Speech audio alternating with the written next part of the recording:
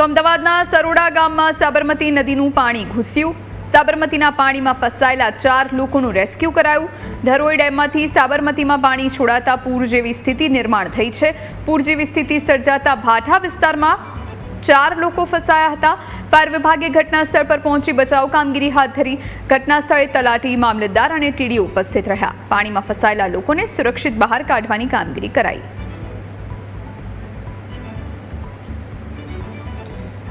અત્યારે હાલ ધરોઈ ડેમમાંથી સાબરમતી નદીમાં 1,07,000 ક્યુસેક સુધીનું પાણી છોડવામાં આવેલું છે, જેના કારણે નદીમાં અત્યારે ભારે પૂર આવ્યું છે, ઘોડાપૂર છે, જેથી સરોડા ગામના નીચાણવાળા વિસ્તારોમાં પાણી ઘૂસી આવ્યા છે અને માન્ય ધારાસભ્ય શ્રી કિરીટસિંહ ડાભી સાહેબ તેમજ સરકારી તંત્ર ખડે પગે છે। અહીંયા માન્ય પ્રાંત સાહેબ શ્રી, ટીડીઓ સાહેબ શ્રી, મામલતદાર સાહેબ શ્રી સતત અમારા ગામના સંપર્કમાં છે, તેમજ ગામના તમામ સરપંચ શ્રી મુકેશભાઈ તમામ આગેવાનો પણ અહીંયા સતત હાજર છે અને ગામ લોકોને સતત સતર્ક રહેવા માટે જણાવ્યું છે।